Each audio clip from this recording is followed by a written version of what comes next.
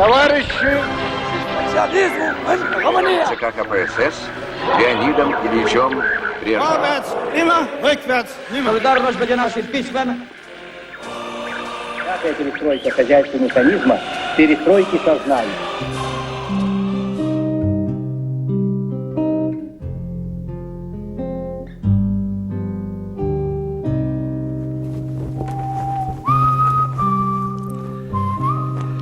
Tak to je konec, pomyslel jsem si. Ta vzpomínka je až děsivě živá. Psal se 25. prosinec 1991, bylo mi 33 a hluboko ve mně cosi zemřelo. Nejgeniálnější myšlenka hned po křesťanství, přemítal jsem, tedy socialismus je mrtev. Zrodil se ze snu o bratrství a spravedlnosti, o zemi zaslíbené a po celá staletí se jeho vznik stal až směšně nereálný, ale my ho dokázali povznést na státní zřízení. Jeho konec byl stejně banální jako vysílání, jež tuto zprávu přineslo. Plešatý šedesátník uznal porážku. Я прекращаю свою деятельность на посту президента СССР. Supervelmoc, kterou nikdo nikdy nedobil, zdolala sebe samu. Ani po 20 letech tomu nedokážu zcela uvěřit a snívám o tom, že socialismus stále žije.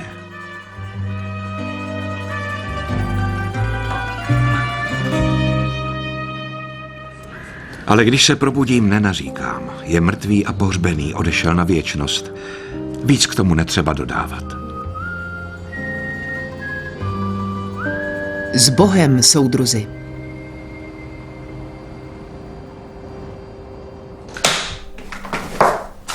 Ne, tati, to není všechno. Chceš zapomenout na systém, ve kterém jsi žil? Rozhodla jsem se studovat historii, aby se na ní nezapomínalo. Všechny ty strašné věci, o nichž víme. Otrocké práce, masové vraždy, Stalin, gulagy. I za tvých dob byli dizidenti mučeni v psychiatrických ústavech. Stříleli se lidi, kteří chtěli utéct z ráje dělníků a celému národu se lhalo o katastrofě v Černobylu.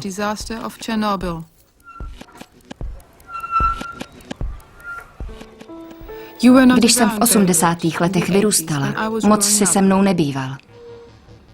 Tvrdil si, že s námi nemůžeš zůstat na západě, protože si chtěl doma dát příležitost socialismu. Řekl si mi, že Sovětský svaz přetrvá na věky. Teď chci vědět, jak je možné, že největší světové impérium všech dob se všemi svými satelity, armádami a bezpečnostními složkami se vzdalo bez jediného výstřelu.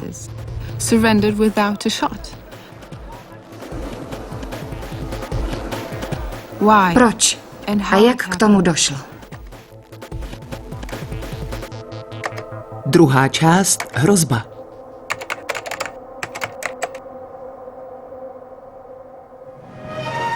Rok 1979 byl celkově vzato dobrým rokem. Těšili jsme se na moskevskou olympiádu, studoval jsem 4. rokem na univerzitě a dychtivě očekával akademickou kariéru. Zůstával jsem v kontaktu s tvou matkou a čekal jsem, že za mnou přijede v rámci studentského výměnného programu. Vzpomínáš, co jsi v 79. dělal o Vánocích? Nejspíš ne, protože v Sovětském svazu to byl obyčejný pracovní den. Toho dne sovětský režim dospěl snad k nejosudovějšímu rozhodnutí ve své historii. 27 декабря 1979 года Афганцы назвали началом спасения революции. Podle sovětského tisku se afgánský prezident Amin, dříve marxista a náš spojenec, stal reakcionářem a řezníkem svých vlastních lidí, kteří ho právoplatně sesadili. Patriotické síly svергli přestupnou kliku Amina. Po marxistické revoluci v roce 1978 se o rok později dostal v Afghánistánu k moci Hafizulláh Amin. Nejprve spoléhal na pomoc Sovětů, ale po několika měsících se s nimi rozkmotřil. Co se s prezidentem Aminem stalo, je dobře známo. 27. prosince 1979 otrávili agenti KGB Aminovu snídani. Aminův sovětský lékař, jehož o plánu neinformovali, prezidenta zachránil. Pak do prezidentského paláce vtrhli sovětští výsadkáři a Amina zabili. Руководство страной возглавил Бабрак Кармаль. Věděli jsme, že afgánskou socialistickou revoluci ohrožují imperialisté a proto jsme byli požádáni o pomoc. Nevyčítám ti, že si toho o sovětské operaci příliš nevěděl. Netušili to ostatně ani někteří členové politbyra, jak uvádí Brežněvův autor projevů Anatolij Čerňajev. Všechno se zorganizovalo v naprosté tajnosti. Černěnko, budoucí sovětský vůdce, předložil ke schválení ručně psanou nótu s návrhem na invazi, kterou podepsali členové politbyra Andropov, Gromyko a Ustinov. Brežněvovi stačilo jen kývnout. Například Ševarnadze a Gorbačov, kandidáti politbyra, se o invazi dozvěděli až později z médií. Nikdo neměl čisté svědomí, všichni věděli, že je to špinavá záležitost a chtěli tuto agresi ututlat. Zdůvodnit ji jiným způsobem. A došlo k tomu za zády našich spojenců, evropských komunistů, našich partnerů z Varšavské smlouvy, kteří mimo jiné odmítli naši akci podpořit. Ale proč? Proč sovětští představitelé riskovali válku a roztržku se svými spojenci? Afghánistán prezentovali jako názorný příklad šíření socialismu. Andrej Gračov, člen ústředního výboru komunistické strany. Naši představitelé byli přesvědčeni, že socialismus znamená poslední historickou kapitolu. Dějiny nelze zvrátit. Poté, co socialismus překročí práh, tedy pronikne do další země, musí v ní být všemi prostředky udržen. Над Афганистаном взошло солнце свободы, и никому не дано погасить его.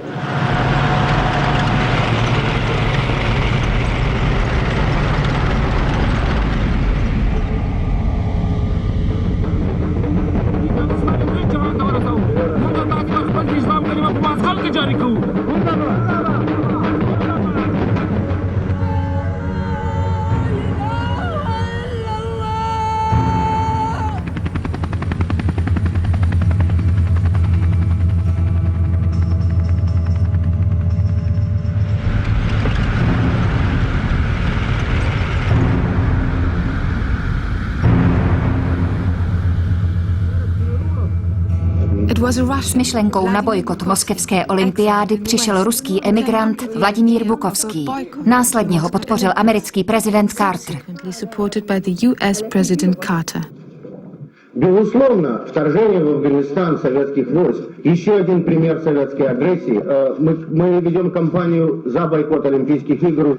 И мы, конечно, можем быть только счастливы, что сейчас идея бойкота поддержана двумя, по крайней мере, двумя государствами в мире. Олимпийские игры сейчас используются именно для того, чтобы еще больше зажать внутри страны.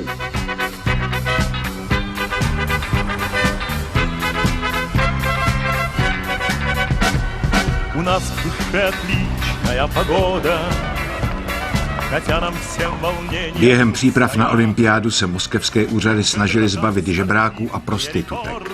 Schromáždili je a poslali na dostatečně vzdálené místo, aby zahraniční návštěvníci spatřili dokonalé socialistické velkoměsto. Nakonec moskevské olympijské hry bojkotovalo 65 států.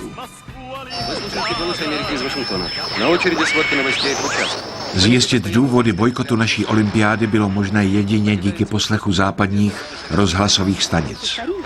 Опубликовали заявление с призывом бойкотировать московские олимпийские игры. Доктор Киссинджер, отвечая на вопрос... Každý sportovec, který dorazil, se zdál nesmírně vzácný.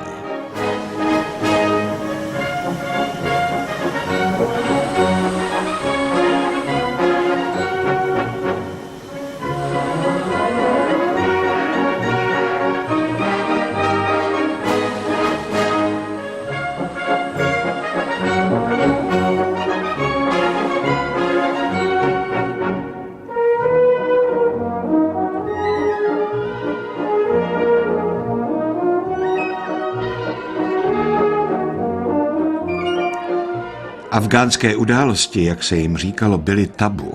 Jako univerzitní student jsem byl, na rozdíl od řady svých přátel, dočasně zbavený vojenských povinností. Branec největší armády na světě mohl skončit kdekoliv mezi Koreou a Bavorskem a všichni na to byli zvyklí. Ovšem o chlapcích vyslaných do Afghánistánu se jaksi přestalo hovořit. Prostě zmizeli v termínu mezinárodní povinnost. Někteří z nich se už nikdy nevrátili.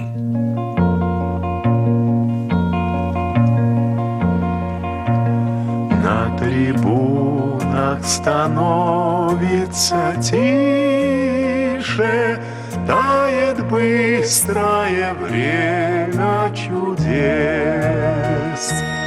До свидания, наш ласковый Миша, возвращайся в свой сказочный лес.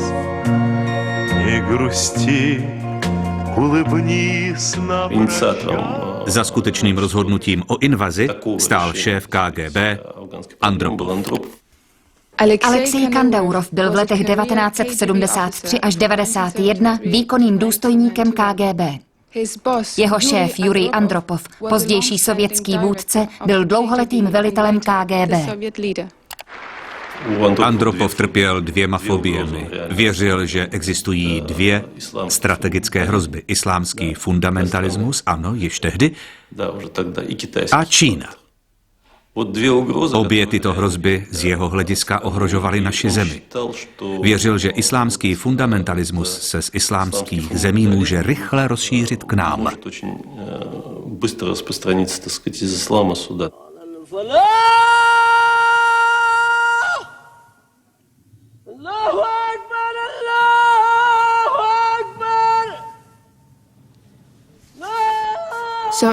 Takže počátkem 80. let se začínají objevovat náznaky, že se svět v okolí mocného Sovětského svazu mění. Islám se stává silou, s níž je, kromě paradigmatu studené války, nutno počítat. A velice záhy po antiamerickém hnutí v Iránu se militantní islám stal ještě větší výzvou než geopolitický nepřítel Ameriky číslo 1, Sovětský svaz. Jako kdyby to nestačilo, komunismu hrozí další fundamentalismus, tentokrát křesťanský. Ke křeslu prezidenta Spojených států vzhlíží charismatický bývalý herec z Los Angeles, podporovaný evangelíky.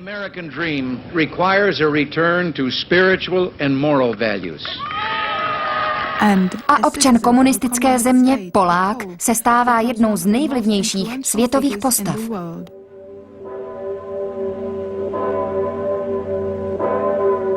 Tu Watykan. Plac Świętego Piotra przed Bazyliką Watykańską. V roce 1978 byl Karol Wojtyla zvolen papežem Janem Pavlem II. Pro Polsko to byl nesmírně významný okamžik. Božena Rybická byla v letech 1980 až 84 katolickou aktivistkou a vedoucí představitelkou Solidarity.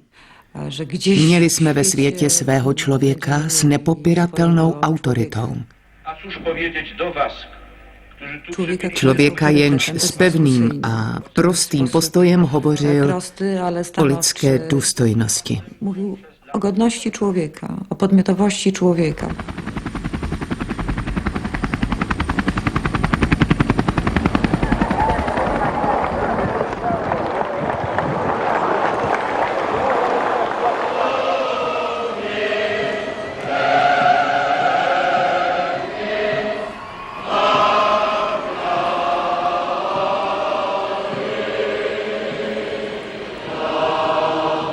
Przeddzień święta zesłania wołam wraz z wami wszystkimi. Ta návštěva znamenala zásadní událost. Jerzy Borovčak, dělník z Loděnic a bývalý přední aktivista Solidarity. Pronesl k nám projev a citoval Bibli. Nechť Duch Svatý sestoupí na zemi. Stąpi duch twój. Niech stąpi duch twój. Sestoupí na tuto zemi a obnoví ji. Kdyby nic nedodal, nic by se nestalo, ale pokračoval. Přijď do této země. Této. Amen.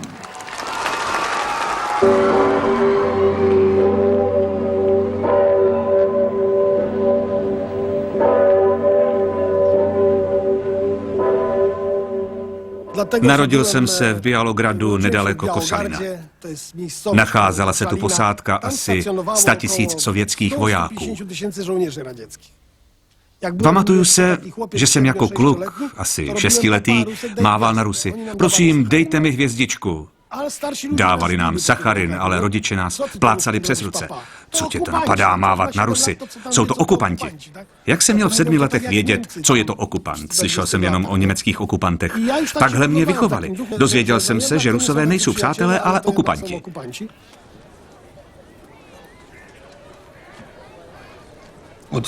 Vzpomínám si, že jsem v dětství sníval o tom, že vstoupím do armády. Ildar Isangulov, bývalý sovětský armádní důstojník. Po škole jsem nastoupil na vojenskou akademii. Vnímal jsem to tak, že patřím k elitě sovětské společnosti. Na svou pozici jsem byl pyšný. Uniformu jsem nosil i během opušťáku. Můj otec byl velice hrdý, že jeho syn je armádním důstojníkem. Když jsem přijel za rodinou, procházel jsem se v uniformě, aby každý hned viděl, že jsem oficír.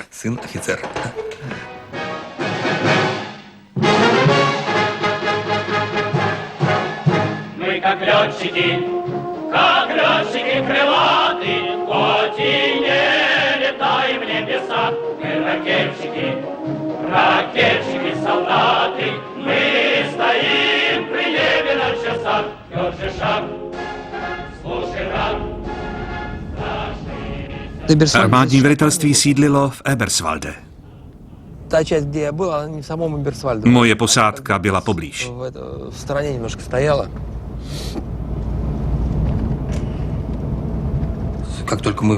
Když jsme přijeli do NDR, vzala nás, mladé důstojníky, skupina příslušníků sovětské armády v Německu, do síně vojenských tradic na velitelství. Pověděli nám celou historii naší jednotky, kde bojovala od prvního dne války až po dobytí Berlína. To, že jsme tu už od roku 1945, že tohle je naše území a že jsme tu od toho, abychom bránili socialistické zřízení Sovětského svazu. Byli jsme přesvědčeni, že sloužíme spravedlivé věci, že chráníme naše území před agresorem. 100 až 200 kilometrů odtud byla vojska NATO, čekající, až na nás bude moci zaútočit.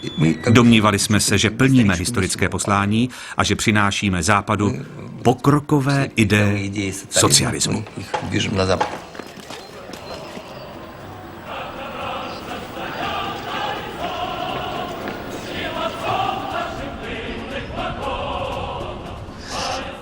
Tohle bylo velitelství. Tady stálo kontrolní stanoviště. Touto bránou projížděla auta. Jako důstojník jsem tu strávil 5 let a ani jednou jsem neslyšel slovo okupant. Nikdy jsem neměl s Němci žádný konflikt. Ať už se za hranicemi Sovětům říkalo či neříkalo okupanti, Sovětský svaz měl v malých evropských zemích rozmístěny miliony vojáků, z toho nejméně 600 000 v samotném východním Německu. Byli jsme s kamarády v lese z okolních vesnic a zaslechli jsme zvěsti, že v lese je srub, kde mají Rusové monitorovací stanici. Uwe Wirtwein vyrostl v Berungenu, východoněmecké vesnici ležící přímo u západní hranice. Bylo nám mezi 12 až 14 roky a vplížili jsme se do lesa. Zahlédli jsme ji zpovzdálí a přemýšleli, jestli tam máme jít. Poté, co jsme ji chvíli sledovali, jsme se odvážili vyrazit. Byla tam spousta přístrojů a aparátů a náhodou tam zrovna nikdo nebyl. Byli jsme šíleně nervózní a připadali jsme si jako v Rusku. Nikdy se o tom u nás nikdo nezmiňoval, ale přesto tam ti lidé působili. Vážně je zvláštní pocit vědět, že v lese jsou lidi monitorující éter. Nebo co tam vlastně dělali. Obrovská sovětská vojenská přítomnost byla patrná. Stály tu obří základny, k nímž jste se ovšem nesměli přiblížit. Panoval totální zákaz. Byly to takové černé krabice. Nikoho jste nezahlídli, občas projelo auto a přitom tam byly tisíce vojáků.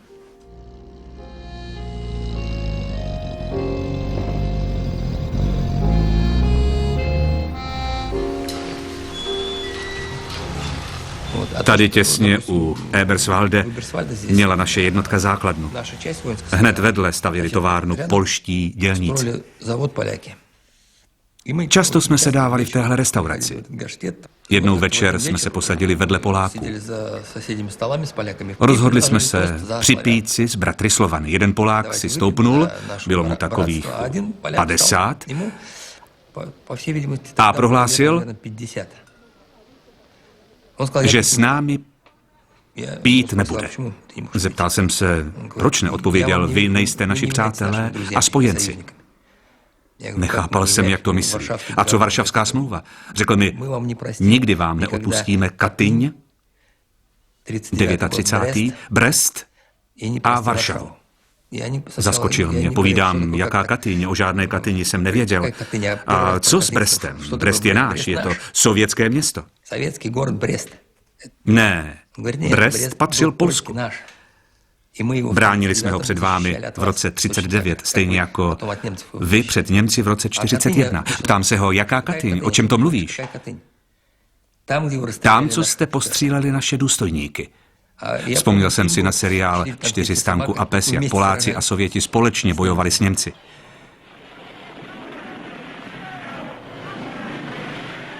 Válčili jsme spolu proti Němcům. My a polská armáda. Ne, vy jste postříleli naše důstojníky v Katyni. 30 000. Byla to pro mě novinka a upřímně řečeno jsem mu nevěřil. Смело, это гвардейское вино. Товарищ сержант, за здоровье союзника. Nesmírně populární televizní seriál 4 stanku a pes o polských a sovětských bratrech ve zbrani byl, jak už nyní víme, pravdivý ani ne z poloviny. Protože mě zajímala historie, dozvěděl jsem se o masakru tisíců polských důstojníků v roce 1940 v západu ruské vesnici Katyň. Осенью 1941 года.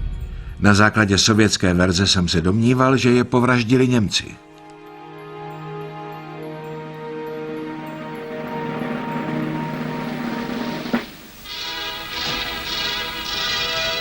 Wiesen und Wälder scheinen wohl wieder im Frieden zu dämmern. Aber grauenvoll ist, was diese Erde verbirgt. Hier hauchten über 12.000 polnische Offiziere ihr Leben aus, die sich 1939 aus freien Stücken in die Hand der bolschewistischen Machthaber gaben, danach von Stalins Henkern liquidiert worden sind. Jak Stalin, tak Hitler využívali masovou vraždu Poláků jako účinnou propagandistickou zbraň. Tentokrát měli ovšem nacisté pravdu. Pachatelem vraždy v Katyni byl Stalin. Ovšem Německo prohrálo válku a tak se ujala sovětská verze.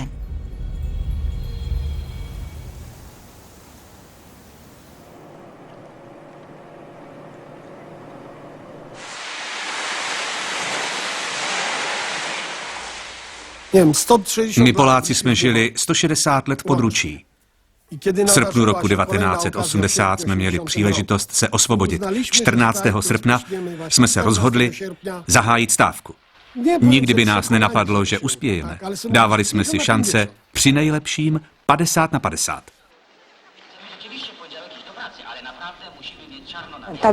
Tahle brána sloužila během stávky jako ústřední bod.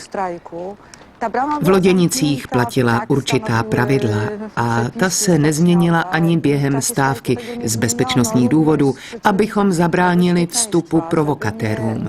Nebylo tak, že do stoční vejdou osoby, jacyś provokatoři, dlatego, že na jedné straně byli dělníci z Loděnic a na druhé jejich rodiny, občané Gdaňsku. Takže ta brána, jež měla lidi rozdělovat, je tady paradoxně spojovala. Zaskočilo nás, že další loděnice v okolních městech rovněž zastavily práci. Že se zastaví všechno, doprava, autobusy. To nás velice příjemně překvapilo.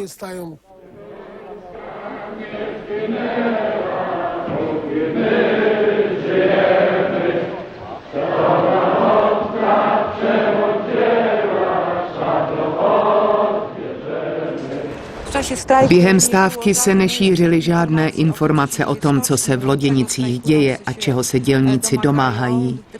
Jejich požadavky byly vyvěšeny na téhle zdi sepsané na překližkových tabulkách. A co žádali? Spravedlnost, bratrství, demokracii. Dělníci obrátili komunistické ideály proti komunistickému státu. Ovšem ideologická dogmata tehdy nehrála roli. K levicově smýšlejícím dělníkům se přidávali intelektuálové, zemědělci, národní konzervativci.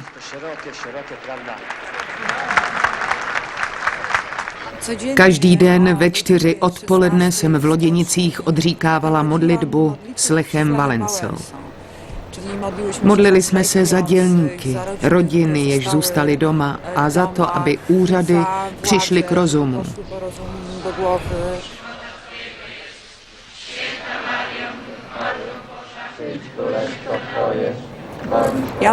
Podle mě se kolem Loděnic shromáždilo takových 5-6 tisíc lidí. Byl to okamžik solidarity ducha. Ovšem lidi drželi pohromadě i fyzicky.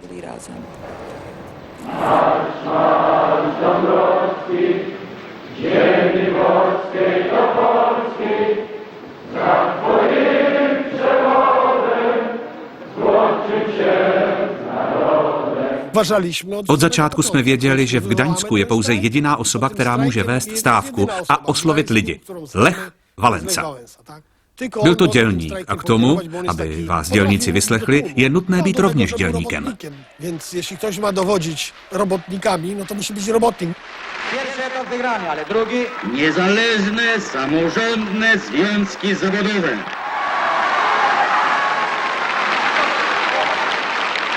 Bo wszyscy bierzemy odpowiedzialność, nie ja sam, ale wszyscy razem to jest siła, to jest moc i my to zrobimy. Wpisali to, co chcemy.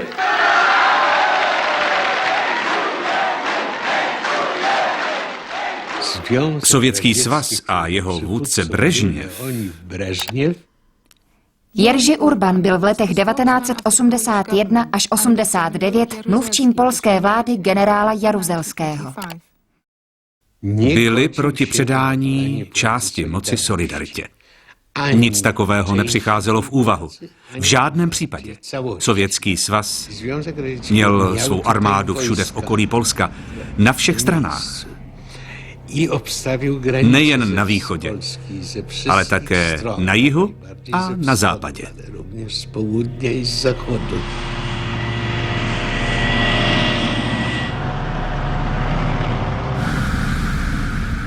Byl konec podzimu. Vzbudil nás poplach. Jednotky zamířily k polským hranicím. Po 2 týdny byly rozmístěny podél německo-polských hranic. Některé jednotky dokonce polskou hranici překročily. Měli jsme pohotovost a čekali, až se něco stane. Vypukne revoluce nebo něco a bude zapotřebí naší pomoci. Netušili jsme, kdo ji bude potřebovat, ale byli jsme připraveni ji poskytnout.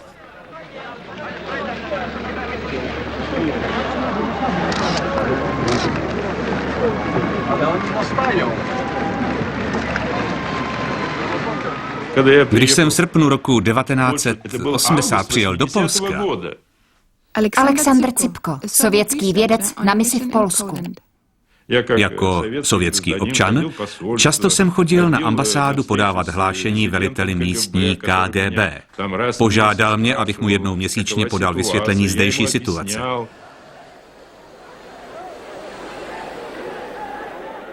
Řekl jsem mu, neuvažujte o invazi. Poláci nejsou Češi. Abychom ovládli Polsko, museli bychom vyslat divizi do každé vesnice.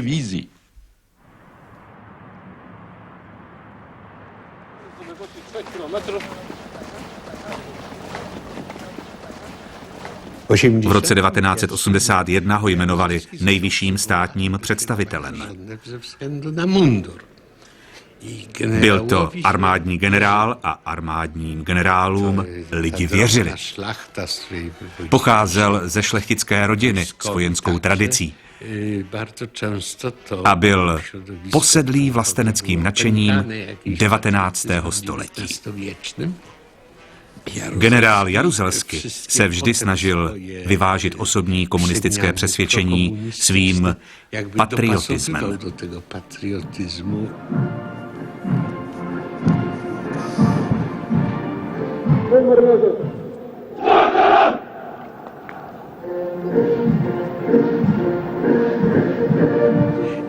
Ekonomický, politický a vojenský tlak na Polsko byl natolik silný, že jsme museli hledat východisko z krize.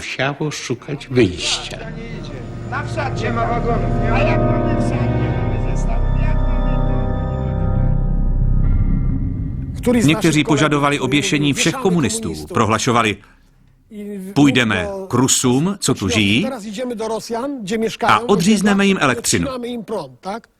Ať ti okupanti zdechnou hlady. Část Solidarity se vědomě snažila vyvolat krizi ve vztazích se Sovětským svazem. Snažili se podnítit provokace. Řekli mi: Sašo, vytvoříme tady situaci, že Sovětský svaz sem bude nucen vtrhnout. Vyprovokujeme invazi, dojde ke krveprolití. Krev probudí polské národní povědomí a pak se vás konečně zbavíme. Jaruzelský si byl těchto záměrů vědom a hodlal zabránit smytí polských obav polskou krví. Jaruzelský nemohl vládnout bez Moskvy. Často tam jezdil. Znal Brežněva i jeho doktrínu. Socjalistycznej, bratniej Polski w biedzie nie zostawimy i obrażać nie pozwolimy. Věděli jsme, co Rusové provedli v Berlíně v 53., co udělali v Maďarsku a Československu. Mimochodem, s polskou pomocí. Ani my jsme nebyli žádní svatoušci. Pokud to zhodnotíte střízlivě, Jaruzelský zvolil menší zlo. Tady v Gdaňsku pracoval jeden agent bezpečnostní služby pro hnutí odporu. 12. prosince jsme od něho obdrželi informaci, že se chystá něco zlého. Šla jsem do Loděnic, kde Valenca pořádal schůzi. Pověděla jsem Valencovi o tom nebezpečí s tím, že by měl schůzi zrušit.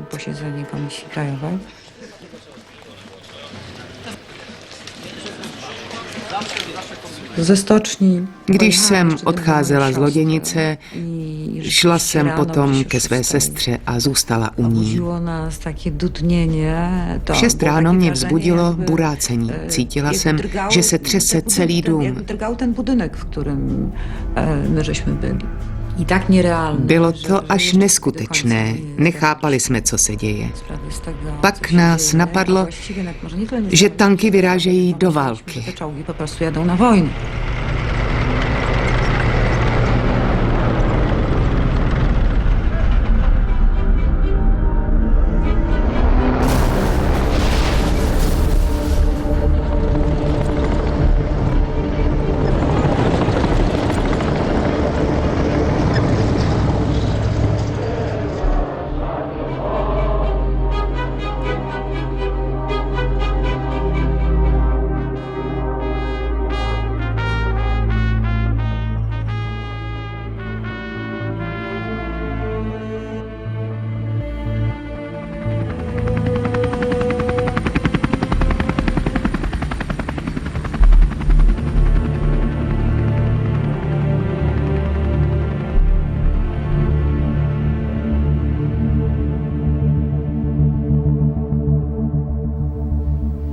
obywatelki i obywatele Polskiej Rzeczypospolitej Ludowej. Ogłaszam, że w dniu dzisiejszym ukonstytuowała się Wojskowa Rada Ocalenia Narodowego. Rada Państwa w zgodzie z postanowieniami Konstytucji wprowadziła dziś o północy stan wojenny na obszarze całego kraju. Byli jsme přímo na hranicích, když jsem uslyšel v rádiu projev Jaruzelského. Jaruzelský každému poděkoval. Všechno je v pořádku, říkal, všechno to zvládneme sami. Zdálo se, že nás nebude zapotřebí. Zbalili jsme se a vrátili se do kasáren. V kazarmě.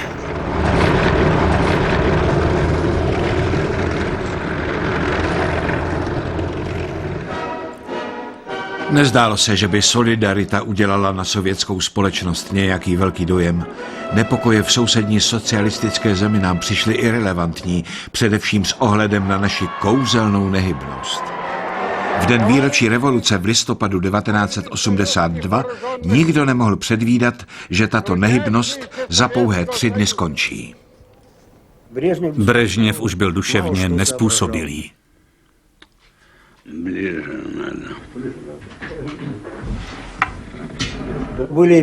Docházelo k bizarním incidentům.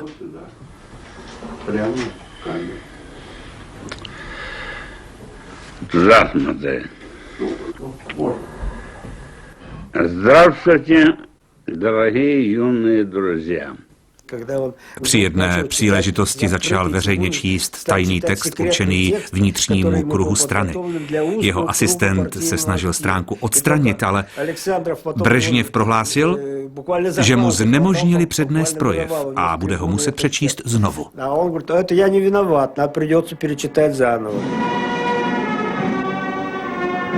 Глубокой скорбью извещают, что 10 ноября 1982 года скоропостижно скончался Леонид Ильич Брежнев.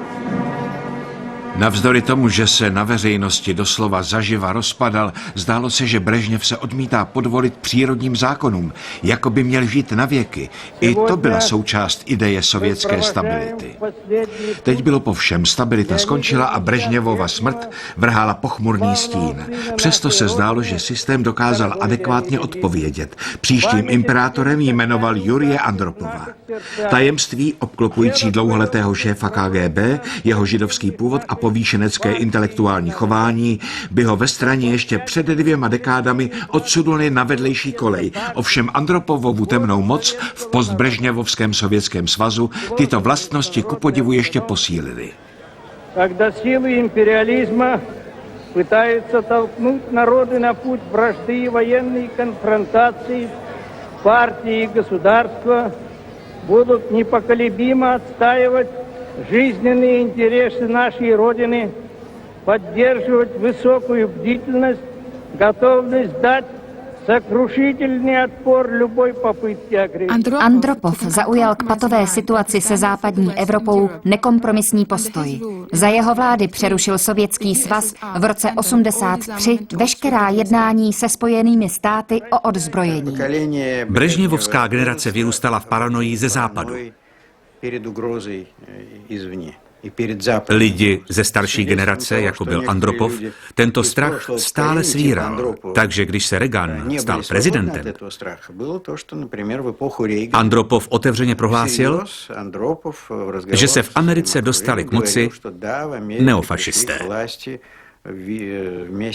S tím, že proti nám plánují preventivní úder a my, že musíme učinit totéž. Tou nálepkou fašisty si nejsem jistý, avšak necítit se dotčený tím, jak proti nám Reagan štval celý svět, bylo dosti složité. Ignore the facts of history and the aggressive impulses of an evil empire to simply call the arms race a giant misunderstanding and thereby remove yourself from the struggle between right and wrong and good and evil. Říše zla. To, co tebe uráželo, mnozí považovali za proroctví.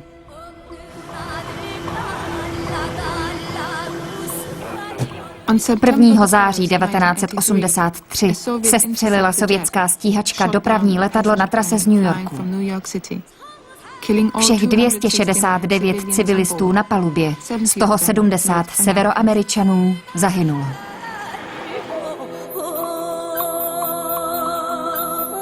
To byla opravdu strašlivá katastrofa. Jenomže Američani nás provokovali. Americké tryskáče létaly nad naší vojenskou základnou na Kurilských ostrovech a průzkumný letoun amerických vzdušných sil, podobající se Boeingu 747, vletěl do našeho vzdušného prostoru těsně předtím, než do téže oblasti nešťastně vlétl korejský dopravní Boeing. Měla by se pokusit pochopit, jak jsme vnímali Ameriku poté, co nám Reagan hrozil hvězdnými válkami a bombardováním za 5 minut. My fellow Americans, I'm pleased to tell you today that I've signed legislation that will outlaw Russia forever. We begin bombing in 5 minutes.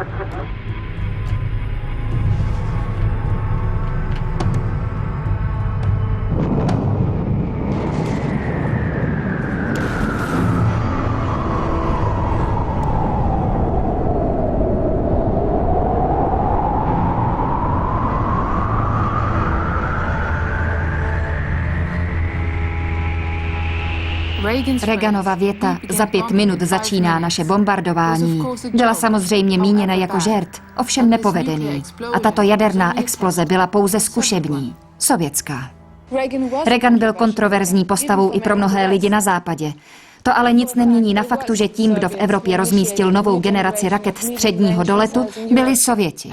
A v Německu východním i západním se nacházel největší počet jaderných hlavic na světě. Když tu Sovětský svaz začal rozmisťovat rakety, nikoho předem nevaroval. Friedrich Schorlemmer, protestantský kněz, který aktivně podporoval mírové hnutí v NDR. Když je tu začal rozmisťovat, Američani odpověděli svými raketami Pershing 2. Mohli se navzájem zničit 50krát. 50násobná likvidace. Tady v Evropě jsme čelili existenční hrozbě. K hypermilitarizaci NDR se přidala válečná hysterie. Nejenže ve školách probíhala výuka branné výchovy, ale 15leté nebo i 5leté děti se ve školách a školkách učili vojenský drill.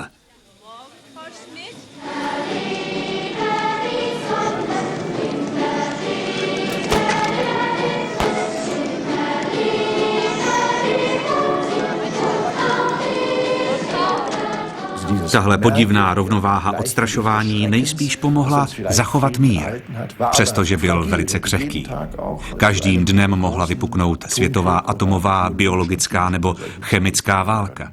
Svědomím tohoto nebezpečí začalo v NDR počátkem 80. let vznikat mírové hnutí.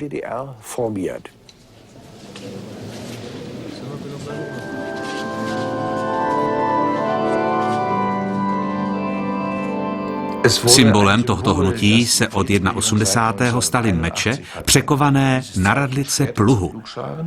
Dali se sehnat jako nášivky, mladí si je našívali na rukávy. Policie a štázy zareagovali velice ostře. Studenti dostávali vyhazov ze středních škol, bundy se trhaly, pokud z nich nešly nášivky sundat. Nastal konflikt mezi vládními orgány a mládeží a církev sloužila jako prostředník, protože právě odtud ten symbol vzešel. V roce 1983 jsem na dvůr luteránského kostela ve Wittenbergu postavil kovadlinu. Šlo o jedno z večerních setkání a nikdo netušil, co se bude dít. Dorazili asi 2000 lidí a kovář za potlesku publika vyrobil z meče pluh. Wenn wir umsetzen die Worte in Taten, die Träume in Wirklichkeit, dann können wir auch verzichten auf das geschundene Wort Frieden.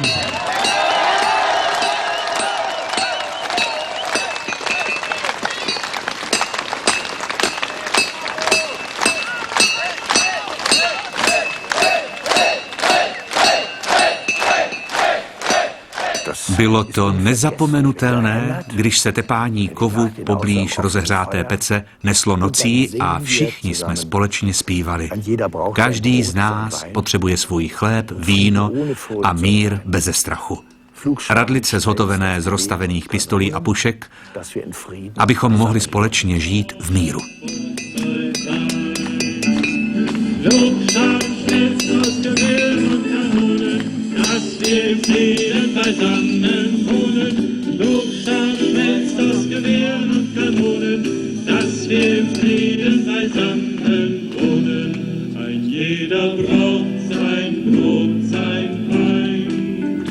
Friede ohne Furcht soll sein.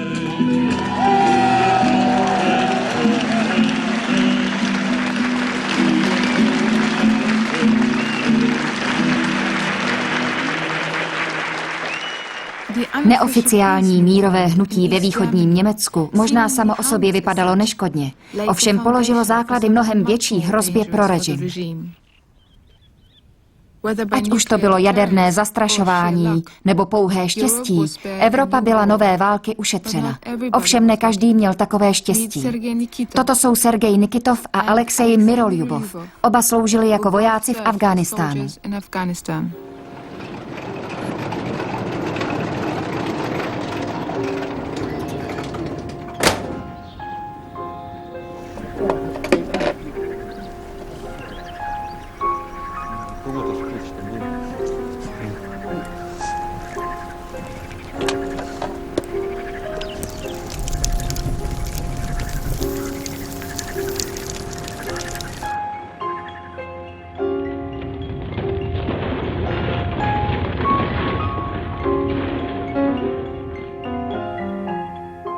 Dali mi pušku a mě napadlo, co s ní mám dělat, jak se z ní střílí, jak se rozebírá. Nic jsem o puškách nevěděl.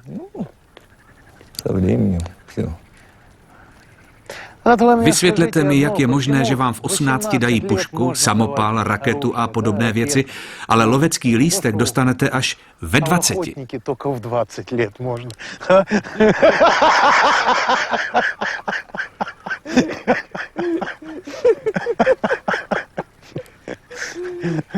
Paradox, co? V 18 už zkrátka můžete padnout za vlast.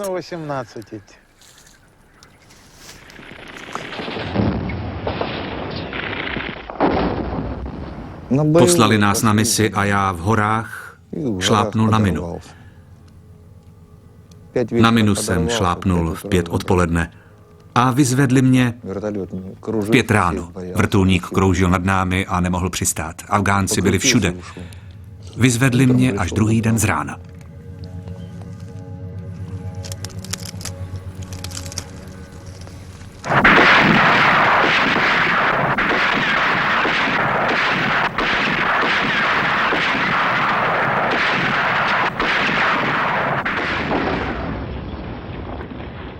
Vojenské pravidlo zní: nejprve splň rozkaz a potom si stěžuj. Splnili jsme úkol, úspěšně pronikli do hor, jenže pak jsme přišli o mobilní most. Zřítil se z převisu.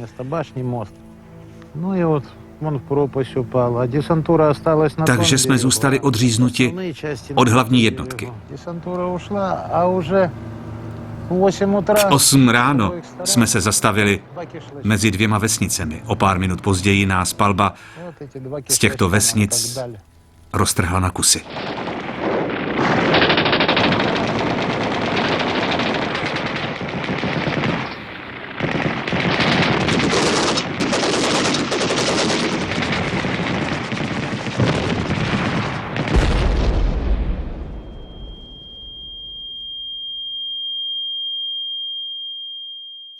Nastal výbuch. Zazvonilo mi v uších. Necítil jsem bolest, jen horko v nohách. Sáhnul jsem si na koleno. Zůstala tam jen 5centimetrová kost. Maso bylo pryč. Zatahal jsem za ní a pak přišla bolest.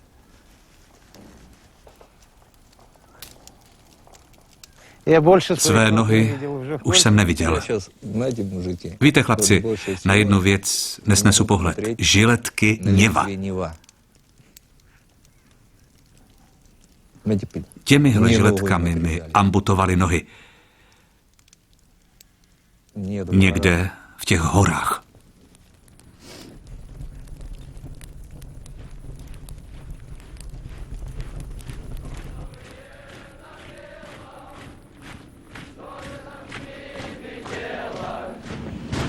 Яблоками на снегу, яблоки на снегу, розовой нежной кожей. Naše socialistické války měly být spravedlivé, slavné a vlastenecké. Pro tuhle neplatilo ani jedno. Měl jsem odklad nástupu na vojnu během studia na univerzitě a poté jsem i já musel splnit internacionální povinnost, jak válku nazývala naše vláda. To, že jsem v ní odmítnul zahynout, byla má jediná tehdejší vzpoura, byť tichá, ale přesto šlo o rebelii. A náhle to s mou budoucností začalo jít z kopce.